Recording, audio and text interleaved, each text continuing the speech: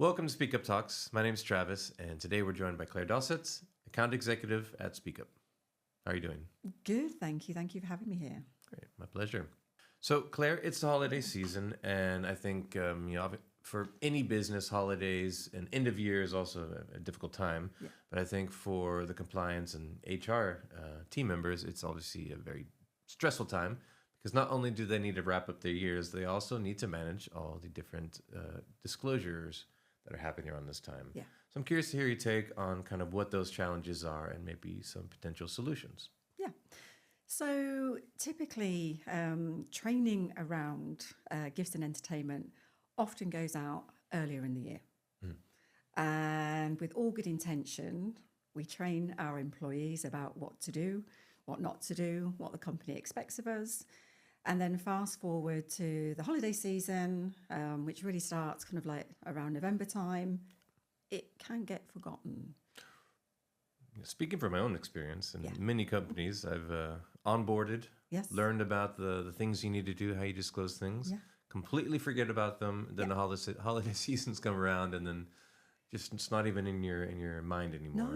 No. And, like you quite rightly said, it's end of year. People are busy, but also they are facing things potentially coming through the post, gifts, invites to Yeah. go out in the festive season. And for them to try and recall their training from the summer or even earlier is pretty difficult. Yeah.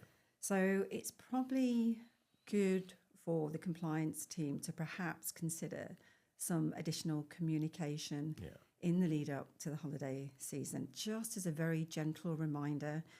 No, they don't have to redo all the training that they did, but just some communication around the importance of being mindful around gifts and entertainment this time of year. Yeah, I think that makes sense.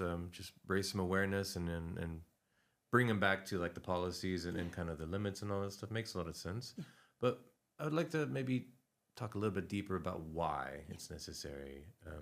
So what is the danger of people not disclosing these things properly Yeah. in the right time? I think nobody, particularly in the organisation, wants to do the wrong thing. There can be some confusion about what's acceptable and what is not. Everyone, they're getting excited because it's the holiday period. They perhaps get a little caught up with the excitement and everything that's going on. And so it's just to be able to offer some kind of guidance that is easily accessible. So when they are faced with an amazing parcel or an invitation to a fantastic party by one of the prospects or a customer, just make it easy for them to find out, where do I go? Yeah. Who do I speak to ensure I'm doing the right thing in my approach to accepting a gift or not accepting a gift, going to that dinner or not. And so we just need to make it a little easier for our employees to do the right thing. Definitely. I think also in another way of looking at it, if you are in, for example, a sales role where you are working on building and maintaining relationships, it's also handy if you get that reminder internally just to gaining that awareness again during the holiday season to make the people you're giving gifts to, make it easier for them. I think it's also a good idea. Yeah, I think often it's confusing for the sales team. The compliance team are there to support and help you, to make sure you're doing the right thing when you're going through these business processes. So leverage them from a sales perspective as your companions and vice versa. It's probably really important for the compliance team to partner up with the sales function around this time of the year, just to make sure that they are aware of their obligations to the business, but also to their customers and their clients. And I think just keeping those channels of communication open, especially this time of year, between compliance and sales, then ensures that there's a real partnership through that sales process and there's no surprises later down the road when those contracts are getting signed and then suddenly there's a compliance issue comes up in the 11th hour. Yeah. So maybe you could shine a bit more light into that, because I think, from a compliance side, obviously people are aware of that, but from people who are maybe just doing their thing and accepting gifts and whatnot, Yeah. How much does that bring things in jeopardy in the 11th hour, as you mentioned? Yeah, it can. We want to make sure that we are winning business fairly. I think everybody has that approach these days. There's been enough legislation out there for many, many years. Right. But ethically, we want to make sure that we are that organisation approaching business ethically as well as compliantly. And so I think that's probably what's quite important there with regards to the sales processes and including compliance along the way. And I think, at Speak Up, we really take the message or the approach that we're not, compliance is not checkbox. It's not just follow rules. It really is to add that extra value of being a trustworthy company, ethical company, and the added value of that. So I would also maybe suggest that when you are doing your end of year holiday campaign around gifts and entertainment, to also reinforce the reason why you put these limits and whatnot, because the fact that you are an ethical organization, want to do ethical business. I think that may be helpful than to just be perceived as a yes/no. Exactly. Yeah. I think also it comes across well to our customers and the companies that we actually want to do business with. If we are having that open conversation about it's this time of the year, I'd like to take you out for a coffee or I'd like to send you something in the post. I think if you have your sales team getting ahead of it, by communicating to their prospects or to their customer, this is our intention. How does that sit with your own ethics and compliance program? And have that open dialogue. I think it also kind of tells something to those organizations too. They really do take ethics and compliance seriously. They recognize this time of the year. They have the right programs in place to protect not only their own employees, but also the companies that they're doing business with. Okay. I think one of the important things to remember is that many organizations are obviously still using Excel sheets and very, for lack of a better term, just manual way of handling these types of disclosures. What are your thoughts on that and how we could maybe support them? Yeah, I think a lot of organizations, as you quite rightly said, are still or still have a very manual process when it comes to disclosures. We've only really seen organizations starting to adopt technology for this area of the business in the last few years. And I'm talking large organizations as well. A lot of large organizations are still leveraging spreadsheets, very manual work to be able to capture this information. So, but it's not difficult or expensive to move into technology. In the long run, it will save a huge amount of time, money, but more importantly, it will enable the business to move forward by understanding the risk that this poses to them as an organization if they don't get to grips with it. So obviously, the risk is a main point why we need to do it in the first place. But then you go back to mentioning that compliance teams are often under budgeted or under resourced. So imagine having to handle 1,000 gifts and entertainments reports or disclosures in a month period with a team of maybe 2 people handling it. That's a lot. And then if you've got the regulators looking in and asking for information around your gifts and entertainment registry, one of the key red flags to them is the time it will then take you to gather the data that they need to look at. And if you have that living in spreadsheets and documents dispersed in different laptops, then it will be a bit of a concern for them as well. So I guess this is maybe, busy period, still super necessary, but this is where, maybe making the choice to get a software solution like Speak Up. Ideally. So for example, the importance of a paper trail, super important. Yes. When was it submitted? Yeah. What supporting documents are there? Yeah. When has it been reviewed and approved by maybe a manager? Yeah. Having all that, having the communications facilitation between those two. Yeah. So something gets triggered in the system, it informs the various stakeholders.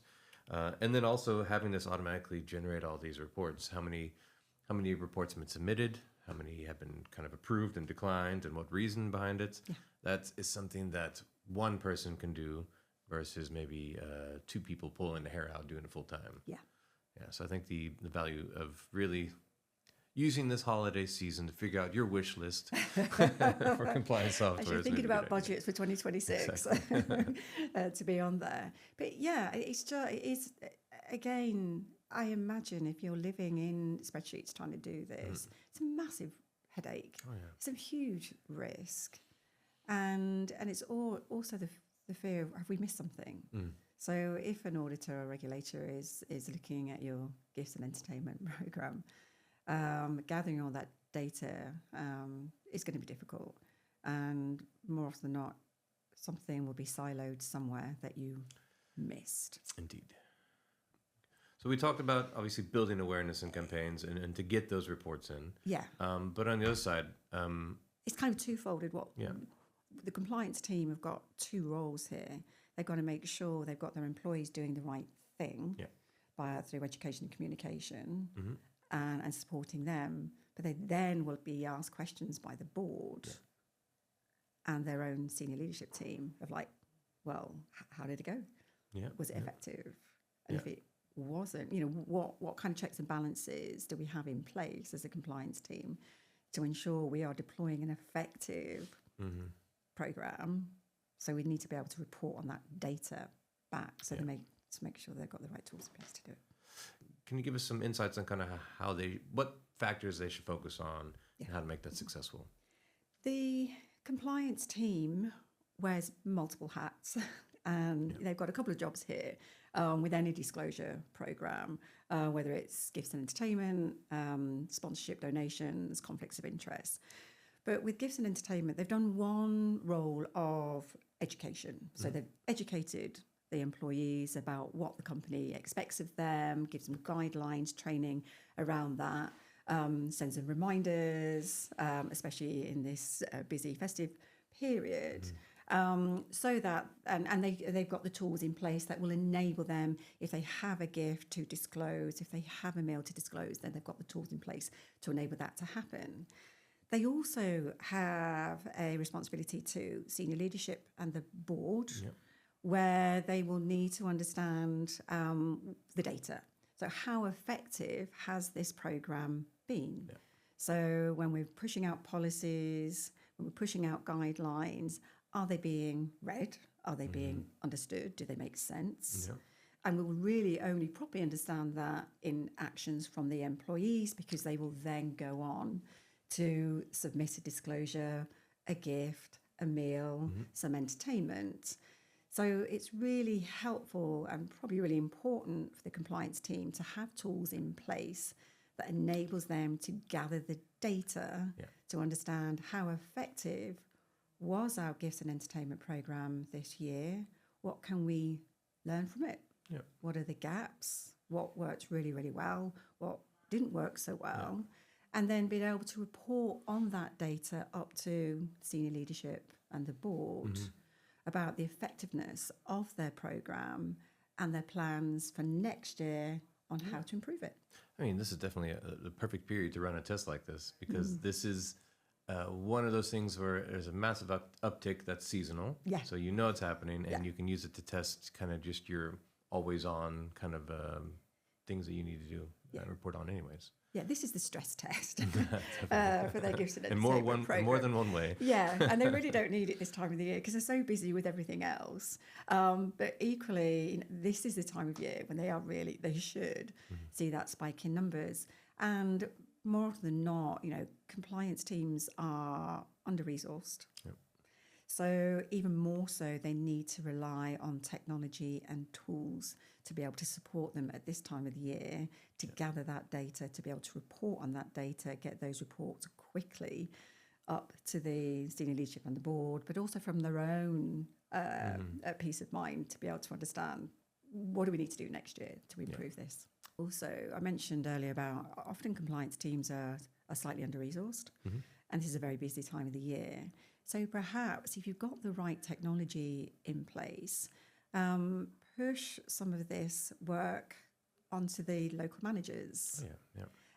If there, if there's some thresholds that they're just borderline on, perhaps those managers could do the approvals before it gets to the compliance team. For sure. So that would be quite helpful if you've got the right tools in place to enable that to happen. Yeah, I mean, you're always going to respond to an email from your manager versus some random person you maybe heard of once. Yeah, exactly. Okay. Any other tips you have maybe to help make these campaigns successful? I just think keep talking about them. Okay. I just think keeping them out there, obviously a big push this time of the year, but just try and be as open and transparent. Maybe even have a channel for people to ask questions. Because more often than not, an employee doesn't want to go against policy. They just might be a little bit confused. So if there's a channel for them just to ask the question before they commit to doing something wrong, that could even save further time for them even disclosing something. Definitely. So if they're unaware that the limit is €50, for example, and they've got a gift for €45, they know okay, I'm good here. I don't need to bother compliance, or I don't need to bother my manager. So perhaps get all of those questions out in the open early on, or visible in the business, and a channel just so that they can ask questions, even if it's an automated channel, kind of a FAQ area, so they can get to those questions, those answers pretty quickly. Nice. Well, I think that's a lot of good tips, and also a lot of things maybe our listeners or watchers can implement right away. Hopefully, time is ticking, obviously. So if you haven't already, I would highly suggest you get local line managers involved. Really make sure your awareness and all those links and processes are clear and easy to find, and get it out there. Basically. Okay. Well, I think we can end it there. So I really appreciate you taking the time to discuss this topic, and thank you all for listening. Thank you. Until next time.